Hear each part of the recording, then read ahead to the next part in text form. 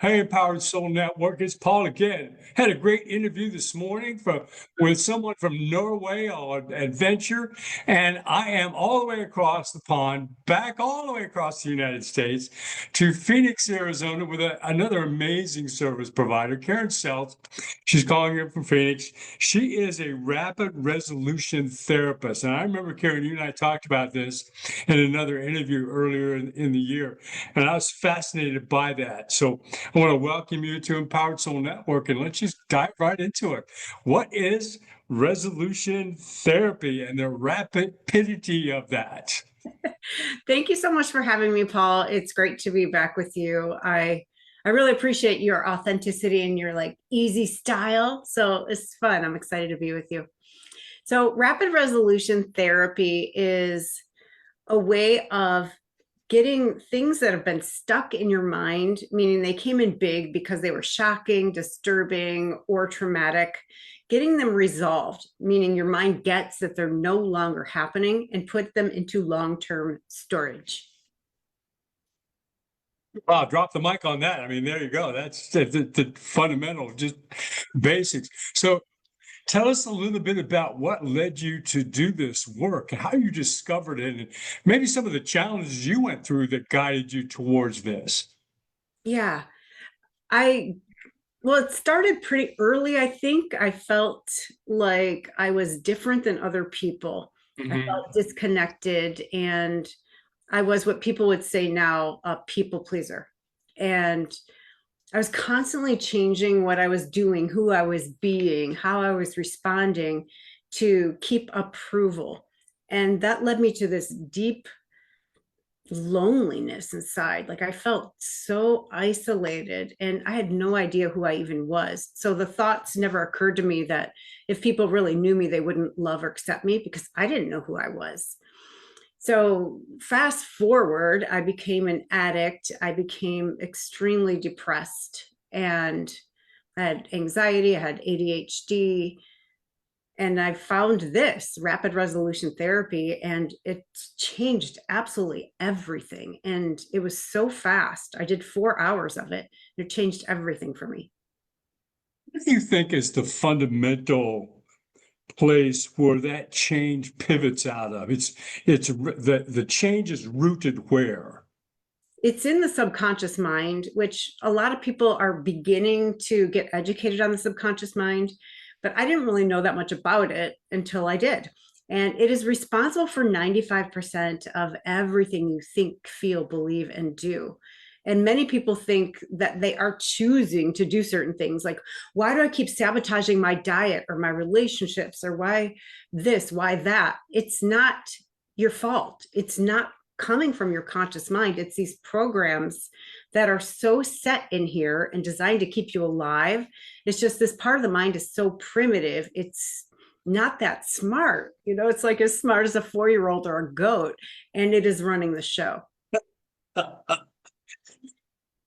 My goat mind is running the show. That conjures up quite a picture, Karen. Yeah, yeah. There you go. There you go. That's incredible. Okay, so inside the subconscious, in your work with your clients, what is the core concept there in the subconscious mind, or core programming that causes the restriction that needs the resolution? Is there like one or two, three key things that you've noticed that seem common? Yeah. So when things are difficult, shocking, or traumatic, they come in big, like in high definition. And Yeah. here's the thing, the primitive mind thinks that those things, when you remember them, are either happening right now, about to happen, or just happened. It's always in the present moment. So when you remember something difficult that happened, your mind thinks it's happening. So it's sending these chemicals throughout your body to prepare you to run away from the predator or bite and attack the predator. Those are worse than useless in 99% of cases as human beings. Like, when's the last time you ran from a bear or, punched a raccoon? Like, or bit, right? We don't do that. So it's because you don't then act on that, you don't take action, those chemicals kind of stay in your body. So people that experience anxiety, for example, their legs will feel very heavy and they'll feel lethargic. That's because there's extra blood there. They are heavier. If you were to run, you'd be really fast for a short period of time. Now it's terrible for running a marathon, really good for sprinting. Yeah. So you can outrun the predator. So one thing that I do is I get the good news to the subconscious mind in a language it understands, which is a different story. I'll say more about that in a moment. Yeah. That all of these things are over. You have already survived them. When it gets that, it stops sending those signals trying to get you to take an action. Because the only purpose of a disturbing thought, emotion, sensation, impulse, or habit is your subconscious mind wants you to take an action to not get hurt or not get dead. Now, when you're thinking about something that happened 20 years ago, what action can you take to not die? Well, you don't need to take any. You're already alive. You survived it. Yeah. Yeah.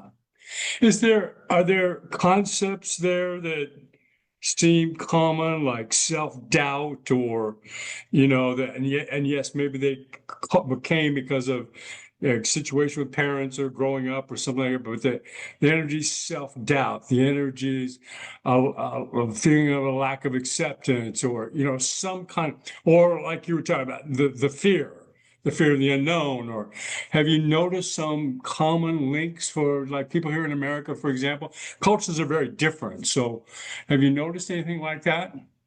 Yeah.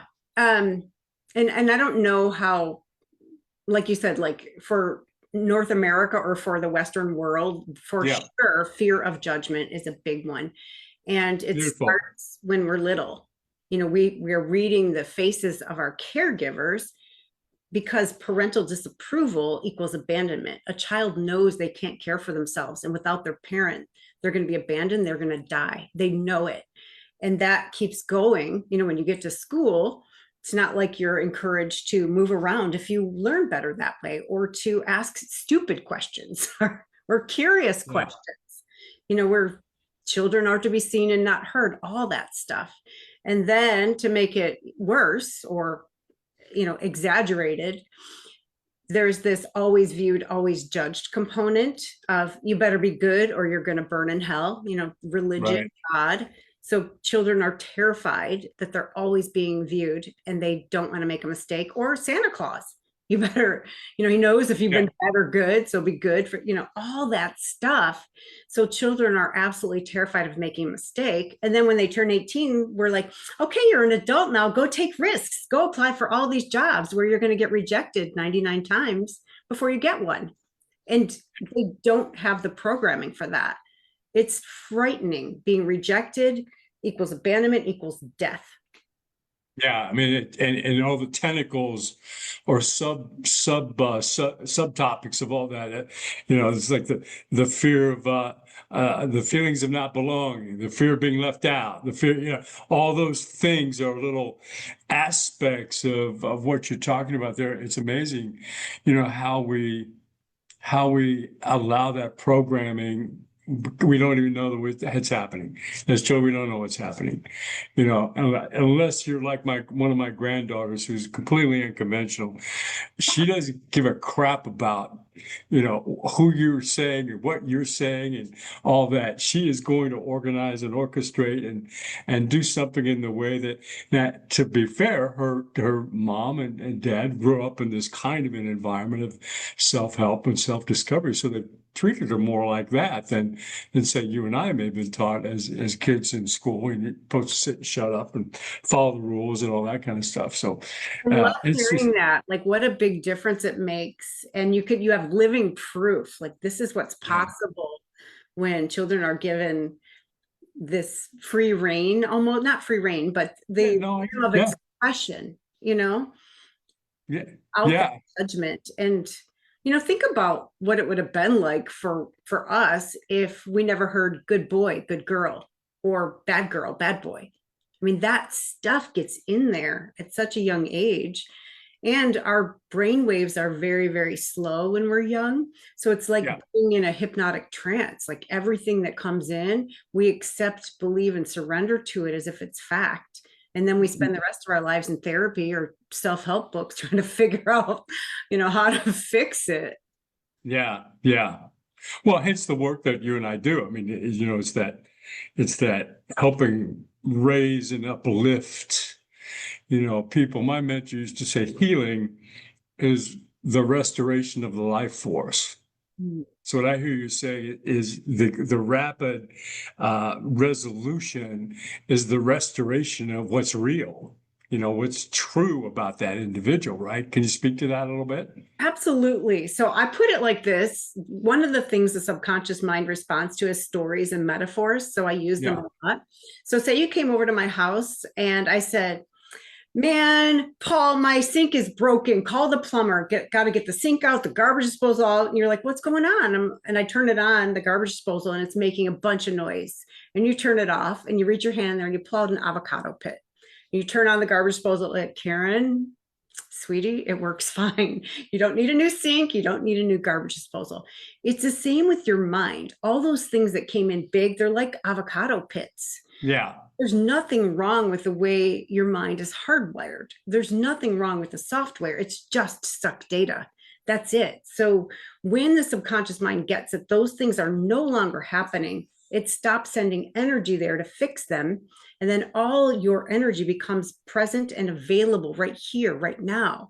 So your body can heal. You can take risks. Your mind gets like, I'm not going to die if I press go live on Facebook. Like, there's no predator. There's no lion waiting to eat you if you mess up. Yeah. A Yeah. stranger might judge you on the internet, some stranger who doesn't have the guts to go live themselves, right? Yeah. Yeah. Yeah. What would you say, as you reflect on it, Karen, has been or have been the epiphanies or the up level from resolution? So you got that transformation there, and then the next energies of life. What have you found has happened to you, in as you resolved and took the avocado pits out, threw them in the compost pile, all that. What happened to Karen, or what's happening to Karen? Yeah, that's so interesting. I'm very clear on who I am, what I'm here for. I'm here on this planet to alleviate suffering. And I'm not afraid to say the hard things to people, the things that they don't want to hear, but that are useful for them to hear. So what's happened to me is almost always I'm having fun, Paul. Like I'm not serious. I mean, I meet people where they are. If they're coming to me for sexual trauma, I'm not going to be laughing. Yeah. But I will take them to a place where they get that's not happening anymore and they are joyful and they are laughing. In almost every session, people are laughing by the end. So for me personally, I'm happy. I got off of 2 antidepressants. I no longer identify as an addict. I got off of Adderall. And I would say 90% of the time, maybe more, I'm just happy for no reason. Unless I'm doing yard work, then I haven't quite mastered it over there yet. Not a fan. But Right. it's just interesting. So this is exactly what you were saying. It's like taking those avocado pits out. It's kind of like if there's a window in front of your soul and there's so much light there, but things happened and it put some soot or some mud or some dirt on that window. Your light is there. It's always on. It's always shining, but there's all this crap in front of it, hindering it from being shared and shined on people. So what I do is I clean off the window and illuminate and let this light that's always been there shine.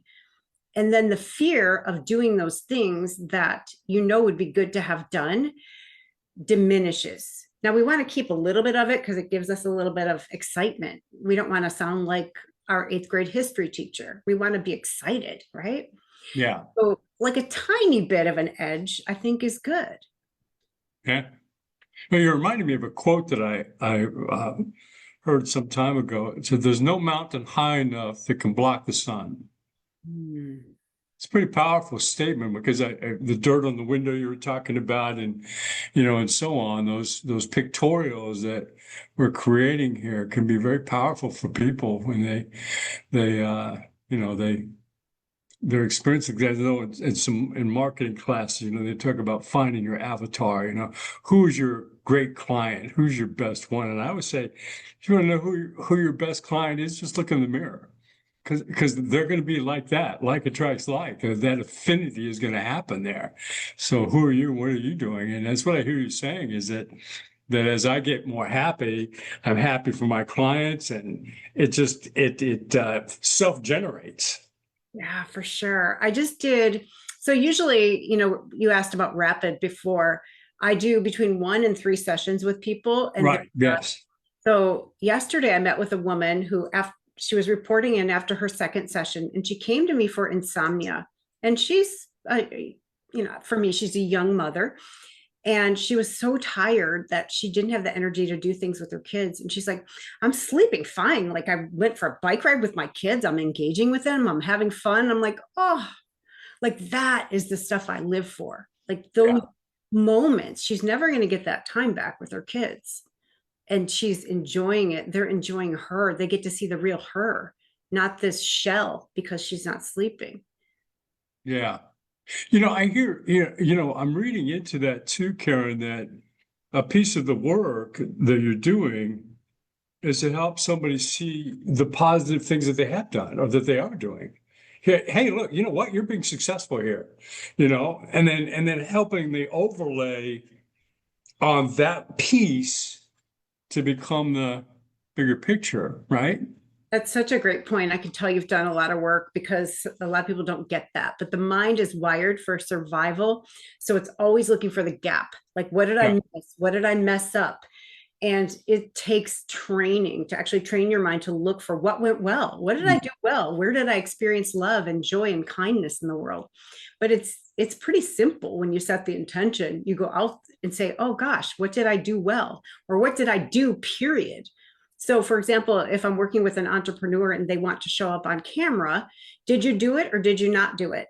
It doesn't matter if you failed, if you messed up, if you said 1,000 ums or uhs.